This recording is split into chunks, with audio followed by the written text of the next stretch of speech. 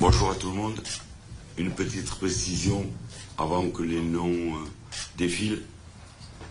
C'est une liste provisoire puisque nous avons encore 10 joueurs qui ont un match de compétition avant le 1er janvier. Et des joueurs, on dira, importants. Donc il me fallait donner une liste aujourd'hui pour préparer les déplacements de ces joueurs, pour préparer les billets d'avion et faire savoir au club que leurs joueurs étaient sélectionnés. Mais nous espérons fortement que tout se passera bien pendant ces 3 jours et ces nombreux matchs où nos joueurs participent. Voilà. On va y aller avec la liste. Donc on va...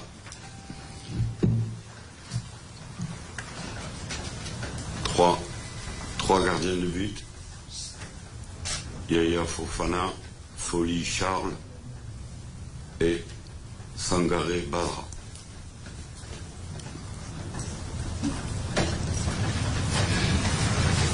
8 défenseurs. Aurier Serge, Willy Boli, Diallo Ismaël, Ousmane Diomandé, Ghislaine Konan, Odilon Kosonou, Evan Ndika, Wilfried Singo.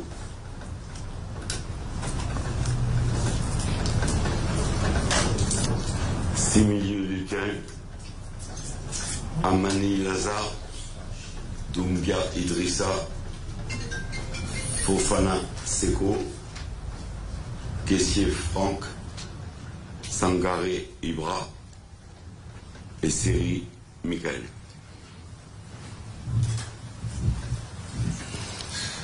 Les joueurs offensifs, Adingra Simon, Jonathan Bamba, Jérémy Boga, Oumar Diakité, Max Gradel, Sébastien Allaire, Konaté Karim,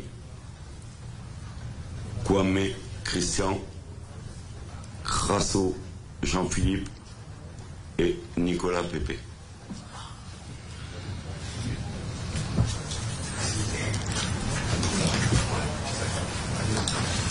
Voilà ce que ça donne en global. Merci beaucoup, coach. S'il vous plaît, mettez vos téléphones sous silence. J'ai cru que vous l'aurez compris, mais merci. Nous sommes en direct. Il y a des chaînes de télévision qui font le direct. Donc merci de mettre vos téléphones sous silence. Nous allons ouvrir la série de questions. Allez-y, Yves Boris. Je n'ai pas le micro. Je peux aller directement. Bonsoir, coach. Bonsoir. Coach, tout de suite, j'ai 2 questions. La première question, ça concerne Simon Adingra. Il y a une communication de son club qui disait que le joueur était blessé au 6 janvier. Donc, on parlait de 4 à 5 semaines d'indisponibilité. Malgré cette communication du club de Brighton, vous le sélectionnez et quand même. Quelles sont les raisons de cette sélection? Pourquoi vous l'intégrez dans cette liste?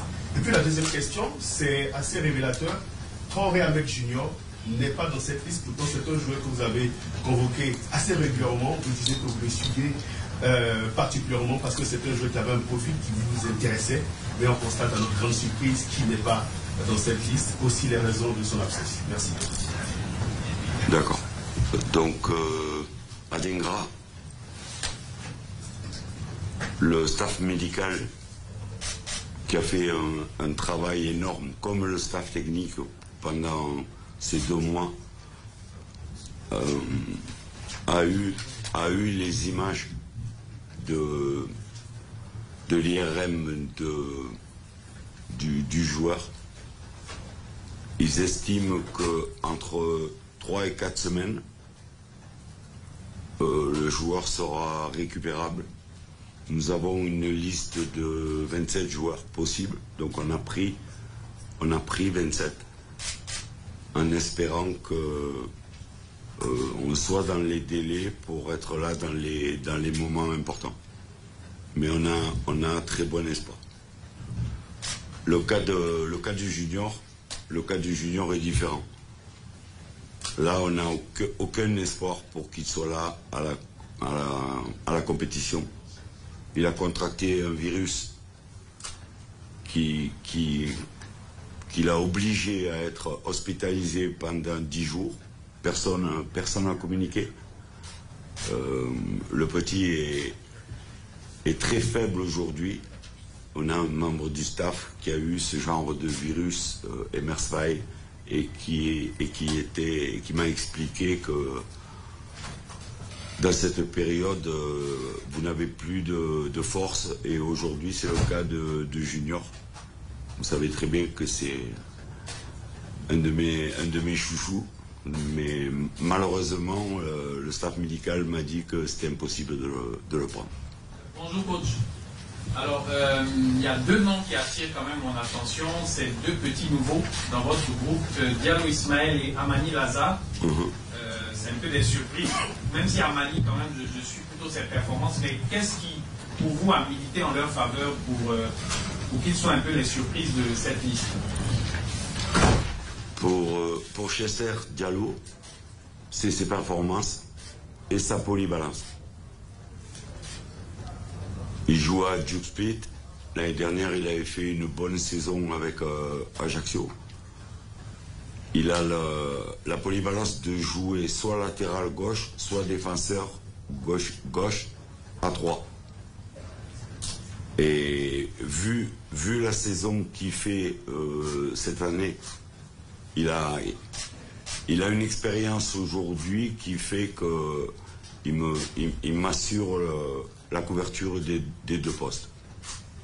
Le second, vous m'avez dit, Amani a un petit peu le profil de Junior, sans être un meneur de jeu, c'est plus un relayeur, mais c'est un petit gabarit vif qui court beaucoup, qui est un passeur, et il ressemble à mon avis le plus à Junior. Donc on l'avait vu au Maroc avec nous, on le suit dans son club de Belgique. Il a l'expérience aujourd'hui de l'Europa League. Il fait un très beau championnat. Donc prenons les joueurs en forme quand c'est des nouveautés. Bonsoir coach, bonsoir Joe, intelligent d'Abidjan, l'intelligence des coach, sur votre liste, on n'a pas vu Friza. Est-ce que la dernière sortie de Friza est la conséquence de sa non-sélection pour cette CAN? Et puis, est-ce qu'on peut avoir des nouvelles de Sébastien Haller qui a contracté une blessure? Est-ce que ça va mieux? Des nouvelles de lui? Merci. Alors, sur Wilfried, ça a été le cas le plus épineux. Le plus épineux, mais déjà dans l'équilibre de l'effectif, nous avions beaucoup de droitiers. En relevant ses performances avec la sélection, je l'ai eu 4-5 rassemblements. J'ai senti un joueur... c'est pas libéré, mais presque. Le dernier rassemblement contre le Maroc et l'Afrique du Sud, même s'il était un petit peu diminué. Donc c'est un choix de sélectionneur. Sur Sébastien, entorse de la cheville, pareil que pour Simon Adingra, le staff médical a eu les examens. On a une course contre la montre. Il s'est fait mal vers le 15 décembre. On annonce 3-4 semaines pas d'immobilisation, mais de délai pour rejouer. Et je veux bien prendre le risque pour un joueur comme lui. Parce que j'estime que Sébastien Haller est un leader. J'estime que c'est l'attaquant de la Côte d'Ivoire, qu'il a eu pas mal de malheurs dans cette dernière année. Et je pense que quand on a décidé de faire confiance à un homme comme lui, on va jusqu'au bout, en sachant qu'il travaille matin et soir avec les kinés, qui fait tout pour être le plus rapidement possible sur pied. Et j'ai très bon espoir. Ce matin, on a fait une IRM de contrôle. Le professeur Bana vient de me faire un rapport qui était très positif. Donc, on espère qu'il sera en temps et en heure, mais personnellement, je voulais aller au bout des choses avec lui. Bonsoir. Je voulais savoir, un joueur comme Boga Jérémy, oui. À quelle position vous a-t-il donné le plus de satisfaction? À droite ou derrière les cadres? Il est malléable. Il est malléable. Je le vois jouer à Nice à gauche. Je l'ai vu jouer, je l'ai fait jouer en sélection ailier droit. Et je sais que de formation, il est numéro 10. Un peu comme Jonathan Bamba qui peut jouer des deux côtés ou qui peut venir travailler. C'est bien d'avoir des joueurs multifonctions. D'accord? Bien sûr que je vois à Nice qu'il est plus à l'aise à gauche. Mais le nombre de joueurs qui sont plus à l'aise à gauche, il y en a beaucoup. Bonsoir, coach. Bonsoir. Salut à Grand-mère, Vision Sport. Coach, on voit le retour de Nicolas Pépé. Oui. On va savoir qu'est-ce qui a milité en faveur du joueur pour un retour aussi in extremis. Il a fait les efforts qu'il fallait pour revenir suite à une blessure au genou qu'il avait contracté à Nice. Il a soigné cette blessure. Il a fait les matchs qu'il fallait pour revenir avec son club en Turquie. Il y a eu un petit contretemps à un moment et là il est en train de revenir. Et je pense que, je vous l'ai dit tout à l'heure, l'équilibre de l'effectif avec que des droitiers fait qu'il nous fallait un joueur créatif de ce côté-là. Et c'est ce qui a fait pencher la balance. Mais je connais Nicolas Pépé. Je le connais depuis longtemps. Je peux vous dire que j'ai une image de lui, de celui qui jouait à Lille, a marqué 24 buts. Avec Jonathan Bamba, ils jouaient les deux sur les côtés. Ils se connaissent très bien. Et je veux croire que sur une compétition d'un mois, on peut retrouver ce joueur. Bonsoir. Jean-François Gauthier, du journal de Goulador. Moi, c'est la présence de Kosovo. Oui. Dans la liste que vous venez de publier, oui. Il m'intéresse, j'aimerais savoir, avec son absence, on a remarqué un temps soit fait en sélection, qu'est-ce qui a milité pour sa faveur? La compréhension.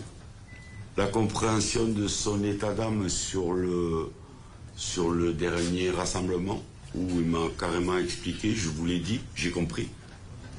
Donc j'ai mis une ardoise magique là-dessus, d'effacer tout ce qui s'est passé. Odilon est un très bon défenseur. Odilon est un bon petit. Odilon aime son équipe nationale, mais il traversait à cette époque-là une période un peu trouble. Il m'a expliqué pourquoi. J'ai gommé tout ce qui s'était passé et j'ai fait à mon âme et conscience les meilleurs joueurs du pays.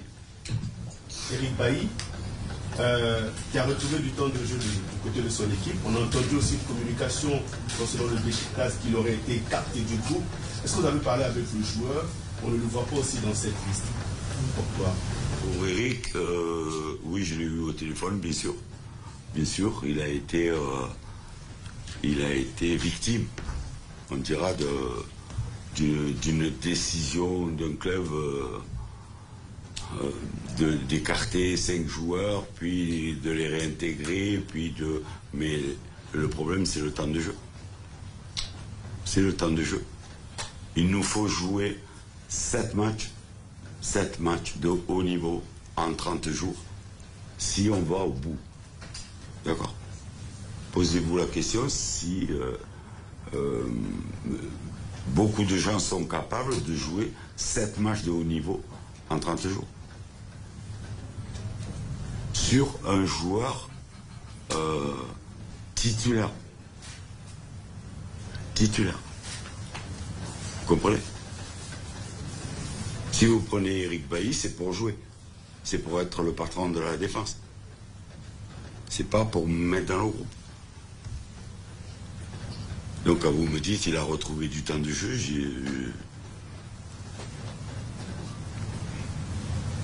j'ai mis des doutes. Je vais revenir à la défense. Est-ce qu'on peut dire qu'avec, parce que vous avez essayé pas mal de combinaisons, Ndika, Dumondé, Boli, est-ce qu'on peut dire que vous avez des problèmes de riche défense centrale? C'est pas des problèmes. J'ai des bons joueurs. Mais on est allé les chercher. On est allé chercher Ousmane Diomandé grâce à Emers qui m'a téléphoné pour me dire qu'il y avait un petit qui pointait le bout du nez. Je suis tombé, pas amoureux, mais sous le charme. Sous le charme. Ndika, je connaissais, on était à la bagarre avec le Cameroun. Il a fallu être très persuasif. On n'a pas une... ce qui nous manque, c'est l'expérience. Ousmane Diomandé a 19 ans et Van Ndika a 23.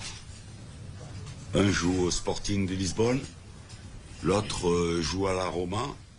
Je pense que le plus jeune va aller très haut. Va aller très haut, je vous garantis. Et on a fondé de gros espoirs sur ces jeunes joueurs. Je vous pose cette question que les Ivoiriens se posent. Est-ce qu'avec ce groupe, on a Alain qui est blessé, mais pas 100%, Adingra, l'espoir, la pépite qui est blessé, donc qui va jouer à minima, un peu diminué par rapport à sa blessure. On a certains joueurs qui ne sont pas titulaires. Est-ce qu'avec ce groupe, on peut aller chercher cette troisième étoile dans le futur? Est-ce qu'on peut aller loin avec ce groupe? Nous sommes sur une dynamique positive. D'accord? On a fait 3 matchs amicaux, 2 matchs et demi, pardon, parce qu'on a joué qu'une mi-temps contre le Mali, mais on a montré que contre une bonne équipe, on était là, on aurait dû mener. La météo n'a pas permis de finir le match. Ensuite, on a fait un match contre le Maroc, contre ce qui se fait de mieux. Et on a fait voir, outre l'efficacité, parce qu'on a eu des occasions incroyables, on a fait voir qu'on pouvait rivaliser. On a joué l'Afrique du Sud, qui est une très belle équipe. 3 jours après le Maroc, où on était quand même un peu fatigué, mais j'avais reconduit la même équipe pour voir à la répétition des efforts. On a démarré timidement, et ensuite, en étant mené au score, en deuxième mi-temps, on a tout fait pour, 1, égaliser, et 2, essayer de le gagner. D'accord? Ensuite, le rassemblement d'après, on jouait 2 matchs de qualification. 2 matchs de qualification pour la Coupe du Monde. Donc ça voulait dire, c'est la première fois depuis que j'ai pris mes fonctions qu'on jouait des matchs pour de vrai. On dira, pour de vrai. On a donné 2 réponses. 2 réponses. Donc quand vous me parlez de Haller a joué une mi-temps contre les Seychelles. En deuxième mi-temps, on n'a pas baissé de pied. On a continué à marquer des buts. On a continué à être sérieux. Il y a des jeunes qui se sont montrés. Et 3 jours après, en Tanzanie contre la Gambie, qui était un match totalement différent, sur un terrain moyen, devant aucun public, on a montré que même dans des matchs difficiles, on était là. Mais c'était tout un groupe. Tout un groupe. Et c'est là le thème de ce groupe-là. C'est que même s'il en manque un, ceux qui vont prendre la place vont faire le job. C'est comme ça qu'on est parti. Le deuxième match, Sébastien Haller avait l'arcade ouverte et a préféré ne pas jouer parce qu'il y avait des risques. c'est Christian Kwame qui a marqué, ou c'est Fofana, mais on a fait un match d'hommes. D'accord? On ne va pas s'arrêter à l'entorse de Haller. Il sera avec nous. En quel moment? On n'en sait rien, mais il sera avec nous parce qu'il est important. Et quand on prône le groupe, quand on prône la solidarité, quand on prône l'état d'esprit, je pense que la liste de là, elle est le garant de ça. On est sur la bonne voie. Les derniers résultats nous donnent de la confiance. La communion qu'on a eue contre les Seychelles, même si ça a été un match, on se l'est rendu. On se l'est rendu facile. Il n'y a pas de match facile, mais la communion avec le public, la communion était forte parce que tous les joueurs étaient en confiance. Et ça, c'est très important. Et dès le premier match de la compétition, il faut que nous ayons des gens en confiance. OK. Merci beaucoup, coach. Merci à tous. On se retrouve très bientôt pour le match contre Arsenal. Merci beaucoup. À bientôt.